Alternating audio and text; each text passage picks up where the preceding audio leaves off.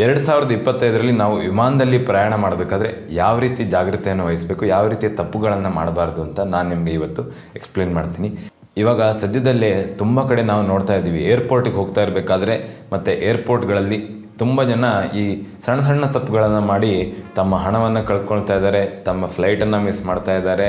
ಹಾಗೆ ಏರ್ಪೋರ್ಟಲ್ಲಿ ತುಂಬ ತೊಂದರೆಗೆ ಒಳಗಾಗ್ತಾರೆ. ತೊಂದರೆ ಆಗಬಾರ್ದು ಅಂದರೆ ಏನೆಲ್ಲ ನಾವು ಜಾಗ್ರತೆ ವಹಿಸಬೇಕು ಅಂತ ನೋಡೋಣ. ಮೊದಲನೇದು ಏನಂದರೆ, ಇವಾಗ ಪ್ರತಿ ವರ್ಷ ಹೋದಂಗೆ ಏರ್ಪೋರ್ಟ್ಗಳಲ್ಲಿ ಟ್ರಾಫಿಕ್ಕು ಜಾಸ್ತಿ ಆಗ್ತಾಯಿದೆ, ಫ್ಲೈಟ್ ಟ್ರಾಫಿಕ್ಕು ಜಾಸ್ತಿ ಆಗ್ತಾಯಿದೆ, ಜನರ ಟ್ರಾಫಿಕ್ಕು ಜಾಸ್ತಿ ಆಗ್ತಾಯಿದೆ. ಸೊ ಇದ್ರ ಬಗ್ಗೆ ಜಾಗ್ರತೆ ವಹಿಸಬೇಕಾಗತ್ತೆ. ಇವಾಗ 3 ಗಂಟೆ ಮೊದಲು ಅಂತ ಹೇಳಿದ್ರೂ ಕೆಲವರು ತಮ್ಮ ಫ್ಲೈಟನ್ನು ಮಿಸ್ ಮಾಡ್ತಾ ಇದ್ದಾರೆ. ಯಾಕಂದರೆ ಅವರು ಜಾಗ್ರತೆ ವಹಿಸ್ಕೊಳ್ತಾ ಇಲ್ಲ, ಅಥವಾ ಯಾವ್ಯಾವ ಸ್ಟೆಪ್ಸ್ಗಳನ್ನು ಫಾಲೋ ಮಾಡಬೇಕು ಅದನ್ನೆಲ್ಲ ಫಾಲೋ ಮಾಡ್ತಾ ಇಲ್ಲ. ಸೊ ಹಾಗಾಗಿ ನಾವು ಏರ್ಪೋರ್ಟ್ ಟೈಮಿಂಗನ್ನು ಸ್ವಲ್ಪ ಜಾಗ್ರತೆಯಿಂದ ಚೆಕ್ ಮಾಡ್ಕೊಳ್ಳಿ. ನಮಗೆ ಏರ್ಪೋರ್ಟ್ ರೀಚ್ ಆಗೋದಕ್ಕೆ ತಲುಪೋದಕ್ಕೆ ಎಷ್ಟು ಟೈಮ್ ಬೇಕು ಅಂತ ನೋಡ್ಕೊಳ್ಳಿ. ಟ್ರಾಫಿಕ್ ಇದ್ದರೆ ಅದರ ಟೈಮನ್ನು ಆ್ಯಡ್ ಮಾಡ್ಕೊಳ್ಳಿ. ಸೊ ಇದರಿಂದ ನಾವು ಏರ್ಪೋರ್ಟ್ಗೆ ಲೇಟ್ ಆಗಲ್ಲ. ಸೊ ಹಾಗಾಗಿ ಇದ್ರ ಬಗ್ಗೆ ತುಂಬ ಜಾಗ್ರತೆ ವಹಿಸ್ಕೊಳ್ಳಿ. ಏರ್ಪೋರ್ಟ್ಗೆ ಲೇಟಾಗಿ ತಲುಪಲೇಬೇಡಿ. ಯಾಕಂದರೆ ಏರ್ಪೋರ್ಟ್ ಒಳಗಡೆ ಕ್ಯೂಸ್ಗಳು ಜಾಸ್ತಿ ಇದ್ದಾವೆ, ಜನ ಜಾಸ್ತಿ ಇದ್ದಾರೆ. ಸೊ ಪ್ರಾಸೆಸ್ಸು ಲೇಟ್ ಆಗುತ್ತೆ. ಇದರಿಂದ ಲೇಟ್ ಆದರೆ ಯಾರೂ ಹೊಣೆದಾರರಾಗಲ್ಲ, ಯಾರೂ ಇದ್ರ ಬಗ್ಗೆ ಏರ್ಪೋರ್ಟ್ ಕಂಪ್ನಿಗಳು ನಮಗೆ ಯಾವುದೇ ರೀತಿಯ ಗ್ಯಾರಂಟಿಯನ್ನು ಕೊಡಲ್ಲ. ಸದ್ಯದಲ್ಲೇ ನಮ್ಮ ಫ್ರೆಂಡ್ಸ್ ಒಬ್ಬರು ಪರಿಚಯದವರೇ ಏರ್ಪೋರ್ಟ್ ಒಳಗಡೆ ಇದ್ದರೂ ಕೂಡ ಅವರ ಫ್ಲೈಟ್ ಮಿಸ್ ಆಗಿದೆ. ಯಾಕಂದರೆ ಅವ್ರದ್ದು ಚೆಕ್-ಇನ್ನು ಸೆಕ್ಯೂರಿಟಿ ಎಲ್ಲ ಲೇಟ್ ಆಯಿತು, ಹಾಗಾಗಿ ಫ್ಲೈಟ್ ಮಿಸ್ ಆಯಿತು. ಸೊ ಈ ರೀತಿಯ ತೊಂದರೆಗೆ ಒಳಗಾಗಬೇಡಿ. ಮೊದಲನೇದು, ಏರ್ಪೋರ್ಟ್ಗೆ ಖಂಡಿತವಾಗ್ಲೂ ಲೇಟಾಗಿ ತಲುಪಬೇಡಿ. ಸೊ ಡೊಮೆಸ್ಟಿಕ್ ಏರ್ಲೈನ್ಸ್ಗೆ ನಿಮಗೆ ಕಡಿಮೆ ಅಂದರೂ 2.5 3 ಅವರ್ಸ್ ಮೊದಲೇ ರೀಚ್ ಆಗಿ, ಇಂಟರ್ನ್ಯಾಷನಲ್ ಇದ್ದರೆ 3.5 ಅವರ್ಸ್ ಮಿನಿಮಮ್ ನೀವು ಮೊದಲು ಅಲ್ಲಿ ರೀಚ್ ಆದರೆ ನಿಮ್ಮದು ಚೆಕ್-ಇನ್ನು ಆಮೇಲೆ ವೀಸಾ ಪ್ರೊಸೆಸ್ಸು ಅದೆಲ್ಲ ಸುಲಭವಾಗಿ ನಡೆಯುತ್ತೆ. ಸೊ ಏರ್ಪೋರ್ಟ್ಗೆ ಲೇಟಾಗಿ ಬರಬೇಡಿ. ಎರಡನೇ ಪಾಯಿಂಟ್ ಏನಂದರೆ, ಡಿಜಿಯಾತ್ರಾ ಬಂದುಬಿಟ್ಟು ತುಂಬ ಟೈಮ್ ಆಗಿದೆ. ಇವಾಗಲೂ ಕೂಡ ತುಂಬ ಜನರಿಗೆ ಡಿಜಿಯಾತ್ರಾ ಅಂದರೆ ಏನು ಅಂತ ಗೊತ್ತಿಲ್ಲ. ಸೊ ಖಂಡಿತವಾಗ್ಲೂ ಡಿಜಿಯಾತ್ರಾ ಬಗ್ಗೆ ತಿಳ್ಕೊಳ್ಳಿ. ಡಿಜಿಯಾತ್ರಾ ಆ್ಯಪನ್ನು ಇನ್ಸ್ಟಾಲ್ ಮಾಡ್ಕೊಳ್ಳಿ. ಆ್ಯಪಿಂದ ನಿಮಗೆ ತುಂಬ ಟೈಮ್ ಸೇವ್ ಆಗುತ್ತೆ ಮತ್ತು ನಿಮ್ಮ ಪ್ರಾಸೆಸ್ಸು ತುಂಬ ಸುಲಭವಾಗುತ್ತೆ. ಎಲ್ಲೂ ನಿಮಗೆ ಆಧಾರ್ ಕಾರ್ಡ್ ತೋರಿಸೋ ಅವಶ್ಯಕತೆ ಬರಲ್ಲ, ತುಂಬ ಟೈಮ್ ಸೇವ್ ಆಗುತ್ತೆ.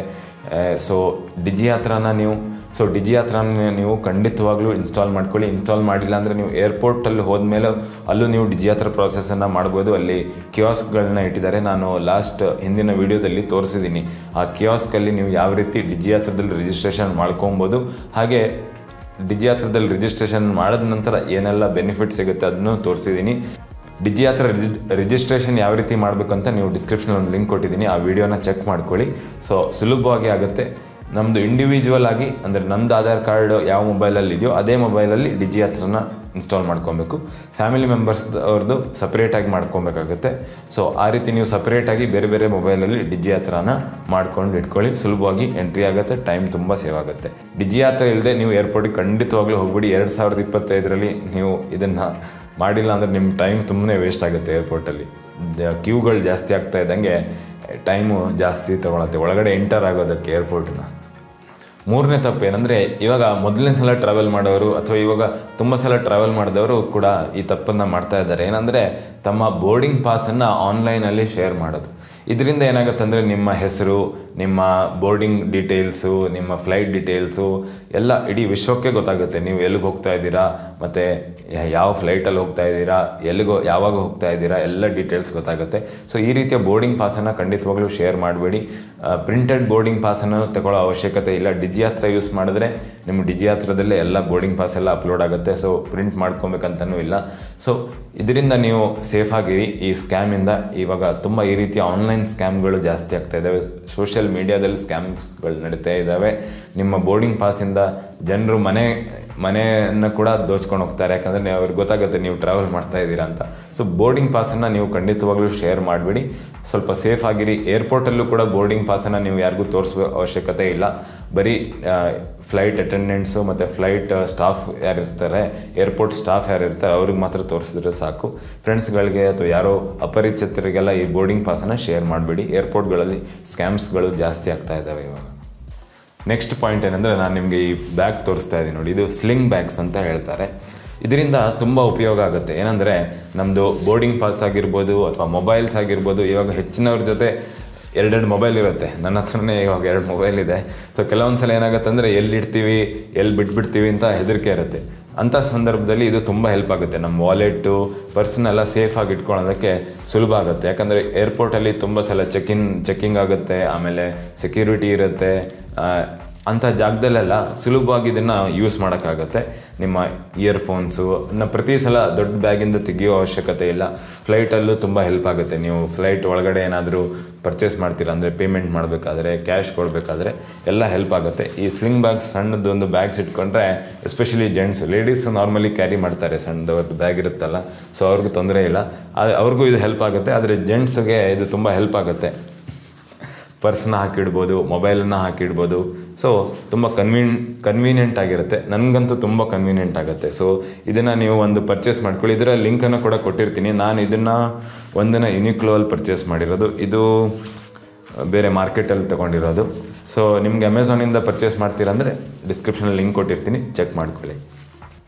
ಇವಾಗ ನಾವು ಕೆಲವೊಂದು ಸಲ ಫ್ಲೈಟ್ ಡಿಲೇ ಆಗುತ್ತೆ ಅಥವಾ ಫ್ಲೈಟ್ ಕ್ಯಾನ್ಸಲ್ ಆಗಿಬಿಡುತ್ತೆ, ಈ ರೀತಿಯ ತೊಂದರೆಗಳಾಗ್ತಾ ಇರಬೇಕಾದ್ರೆ ನಾವು ಕಸ್ಟಮರ್ ಸರ್ವಿಸ್ ಅಂತ ಆನ್ಲೈನಲ್ಲಿ ಟೈಪ್ ಮಾಡ್ತೀವಿ.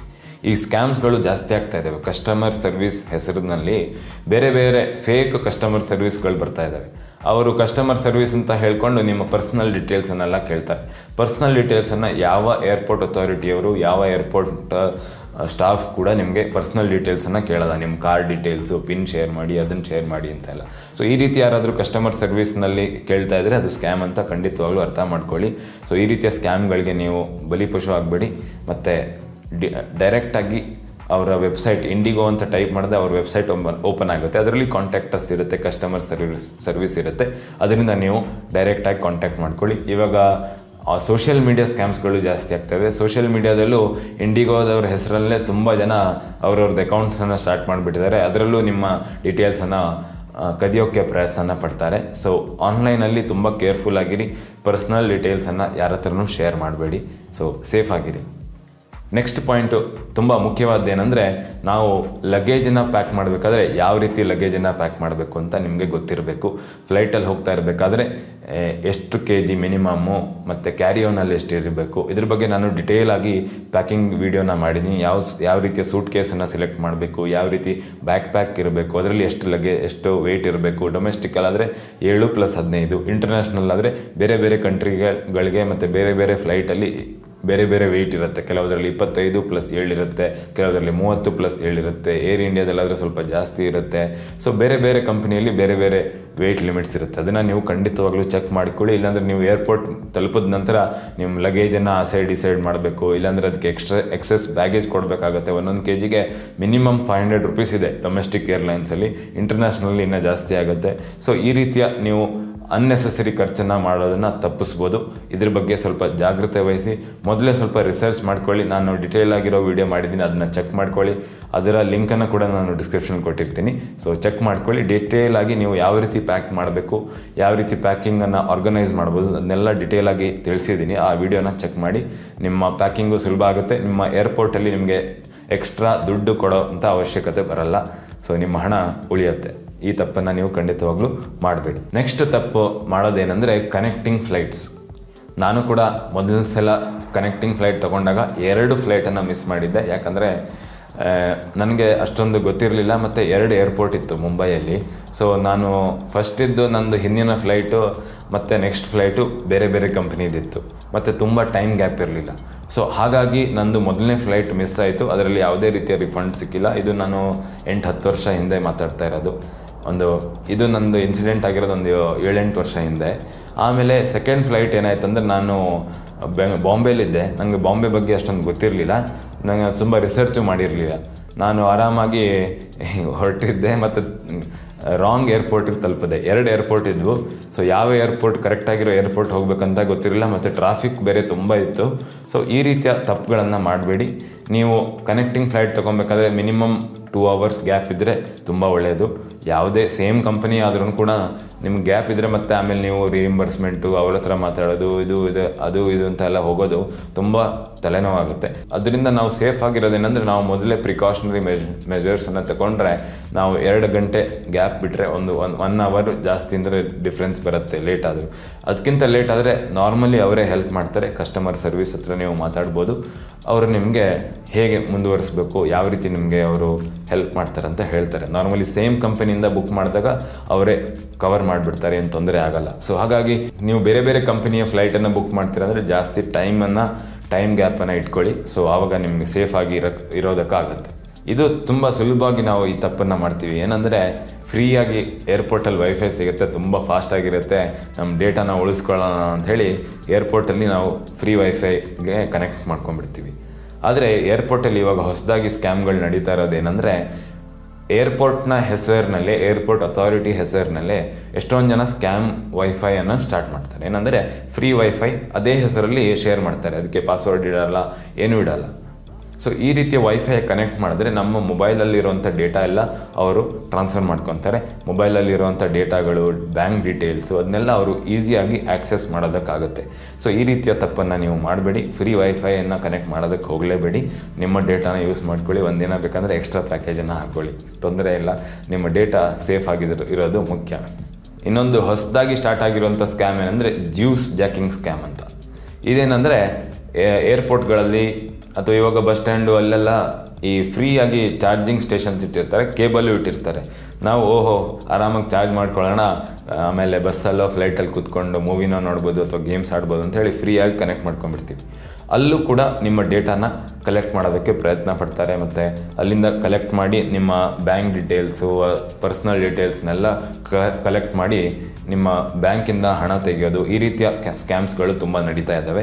ಸೊ ನೀವು ಹೊರಗಡೆ ಚಾರ್ಜ್ ಮಾಡಬೇಕಂದ್ರೆ ನಿಮ್ಮದೇ ಚಾರ್ಜರ್ ಇಟ್ಕೊಳ್ಳಿ, ನಿಮ್ಮದೇ ಕೇಬಲನ್ನು ಇಟ್ಕೊಳ್ಳಿ. ಇಲ್ಲ ನೀವು ಪರ್ಚೇಸ್ ಮಾಡ್ತೀರಂದರೆ ಸೆಕ್ಯೂರ್ ಕೇಬಲ್ ಅಂತ ಬರುತ್ತೆ, ಅದರ ಲಿಂಕನ್ನು ಡಿಸ್ಕ್ರಿಪ್ಷನಲ್ಲಿ ಕೊಟ್ಟಿರ್ತೀನಿ, ನೀವು ಚೆಕ್ ಮಾಡ್ಕೊಳ್ಳಿ.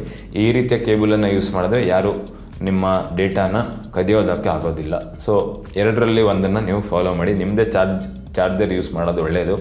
ಅದಾಗಲ್ಲ ಅಂದರೆ ನಿಮ್ಮ ಕೇಬಲನ್ನು ಯೂಸ್ ಮಾಡಬೇಕು. ಯಾಕಂದರೆ ಕೆಲವು ಕಡೆ ಫ್ಲೈಟಲ್ಲೂ ಬಸ್ಸಲ್ಲೆಲ್ಲ ಚಾರ್ಜಿಂಗ್ ಪಾಯಿಂಟ್ ಇರಲ್ಲ, ಬರೀ cable point, USB cable point ಇಟ್ಟಿರ್ತಾರೆ. ಸೊ ಅಂಥ ಜಾಗದಲ್ಲಿ ನಿಮಗೆ ಕೇಬಲ್ ಮಾತ್ರ ಯೂಸ್ ಮಾಡೋದಕ್ಕಾಗುತ್ತೆ. ಇಲ್ಲ ಇನ್ನೊಂದು ಆಪ್ಷನ್ ಏನಂದರೆ ನೀವು ನಿಮ್ಮ ಪವರ್ ಬ್ಯಾಂಕನ್ನು ಇಟ್ಕೊಳ್ಳಿ. ನಿಮಗೆ ಟ್ರಾವೆಲಲ್ಲಿ ಮೊಬೈಲನ್ನು ಚಾರ್ಜ್ ಮಾಡಿ ಇಟ್ಕೊಳಕ್ಕಾಗುತ್ತೆ, ಅದು ಸುಲಭ ಆಗುತ್ತೆ. ಬೇಕಾದಲ್ಲಿ ನೀವು ಕ್ಯಾರಿ ಮಾಡ್ಕೊಂಡು ಹೋಗ್ಬೋದು. ಸಣ್ಣ ಪವರ್ ಬ್ಯಾಂಕ್ ಇವಾಗ ಚೆನ್ನಾಗಿರೋದು ಬರುತ್ತೆ. ಸೊ ಅದ್ರೂ ಲಿಂಕನ್ನು ಕೊಟ್ಟಿರ್ತೀನಿ. ನೀವು ಪವರ್ ಬ್ಯಾಂಕನ್ನು ಪರ್ಚೇಸ್ ಮಾಡ್ತೀನಿ ಅಂದರೆ ಡಿಸ್ಕ್ರಿಪ್ಷನಲ್ಲಿ ನೋಡ್ಬೋದು ನಾನು ಯಾವುದನ್ನು ರೆಕಮೆಂಡ್ ಮಾಡ್ತೀನಿ ಅಂತ. ಇವಾಗ 2025ರಲ್ಲಿ ನೀವು ಈ ರೀತಿಯ ತಪ್ಪುಗಳನ್ನು ಖಂಡಿತವಾಗ್ಲೂ ಮಾಡಬಾರ್ದು. ಇವಾಗ ಏರ್ಪೋರ್ಟಲ್ಲಿ ರಶ್ ಜಾಸ್ತಿ ಆಗ್ತಾ ಇದ್ದಾವೆ ತುಂಬ. ಮತ್ತು ನಾವು ಇವಾಗ ವೀಡಿಯೋಸ್ಗಳನ್ನೆಲ್ಲ ನೋಡ್ತಾ ಇದ್ದೀವಿ, ಜನರು ಫ್ಲೈಟ್ ಮಿಸ್ ಮಾಡ್ತಾ ಇರೋದು, ಫ್ಲೈಟ್ ಡಿಲೇ ಆಗ್ತಾ ಇರೋದು, ಕ್ರೌಡ್ ಜಾಸ್ತಿ ಆಗ್ತಾ ಇದೆ. ಈ ರೀತಿಯ ಸಿಚುವೇಶನ್ಸ್ಗಳಲ್ಲಿ ನಾವು ತುಂಬ ಕೇರ್ಫುಲ್ಲಾಗಿರಬೇಕು. ನಮ್ಮ ಜಾಗ್ರತೆಯನ್ನು ನಾವೇ ಮಾಡ್ಕೊಬೇಕಾಗತ್ತೆ, ನಮ್ಮ ಹಣವನ್ನು ನಾವೇ ಉಳಿಸ್ಕೊಳ್ಬೇಕಾಗತ್ತೆ.